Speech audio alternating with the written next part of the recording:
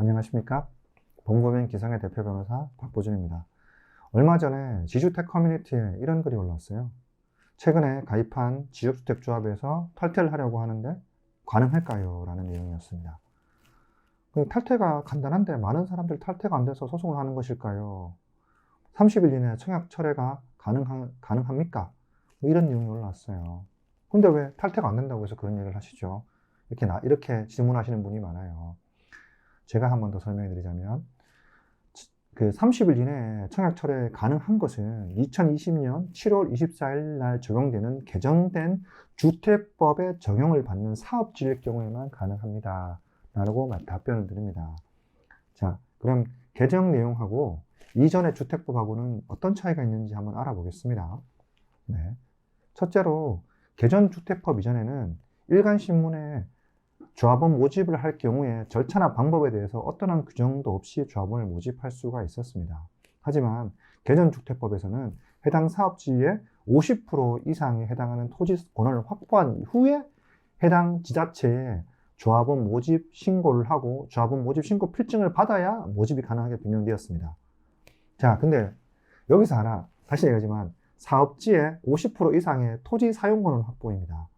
여러분, 여기서 토지 확보가 아니에요. 토지 확보와 토지 사용권은 확보는 확실히 다릅니다. 토지 확보는 내가 그 땅을 샀다는 얘기고, 토지 사용 승인, 사용하는 거를 권한을 확보했다는 거는 내 토지를 네가 아파트 짓는 데 사용할 수도 있다고 동의해 주는 겁니다. 이거 갖다가 팔았다고 생각하시면 안 됩니다. 꼭 그거 명심하십시오.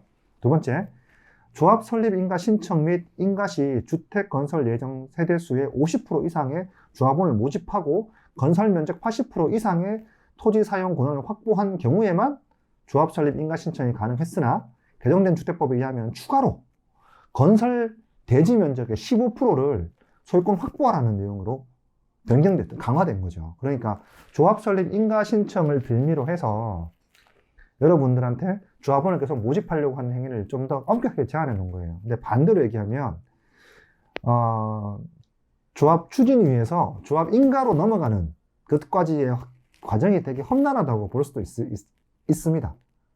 네. 셋째로, 조합 가입 철회 및 가입에 관한 법률이 2020년 12월 11일부터 시행되어 가지고 조합원의 가입 청약 철회권이 생겼어요. 주택법 제11조 6 제2항 및 제6항에 따르면 주택조합에 가입을 신청한 자는 가입비 등을 예치한 날로부터, 자, 들으세요. 가입비 등을 예치한 날이에요. 예치한 날로부터 30일 이내에 주택가입에 관한 청약을 철회할 수 있고, 모집 주체는, 자, 설명 잘 들으세요. 모집 주체는 이라고 되어 있죠. 모집 주체는 주택조합에 가입을 신청한 자에게 청약 철회를 이유로 위약금 또는 손해배상을 청구할 수 없게 되어서 소비자 보호에 대한 권한을 대폭 확대했습니다. 근데 개정 전에는 청약 철회권이 없었어요. 자, 아까 대한 질문에 설명이 되셨죠.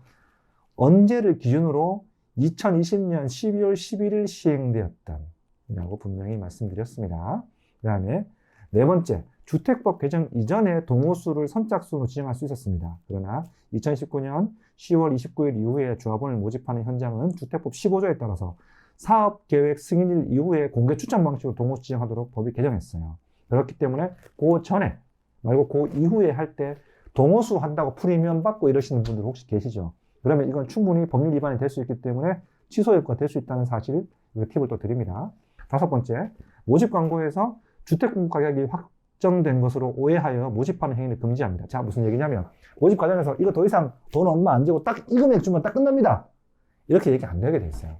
근데 보통 그렇게 얘기도 하는 것도 주택법 위반이고 기망행위가 될 수 있다는 내용을 제가 더 설명드립니다. 마지막으로 2017년도는 6.3 대책에 의거해가지고 지역주택조합 업무 대행사 자격을 강화시켰어요. 그러니까 무자격 업자는 업무를 못하게 해놨었는데, 사실 말씀드리자면 무자격 업자가 업무 대행 행위하는 경우는 사실 요즘 드뭅니다. 그렇기 때문에 무자격 업자이기 때문에 내가 계약한 건 무효다고 하실 경우는 사실 크게 없을 거예요. 자, 이렇습니다. 결국 2020년 2020년 7월 24일 시행된 법률이 조금이라도 일찍 진행이 됐으면 사실 주택법에 대한 이해도 좀 많이 하시고 일반인들이 지역주택조합이 아파트 분양처럼 생각하는 일은 없었을 거예요.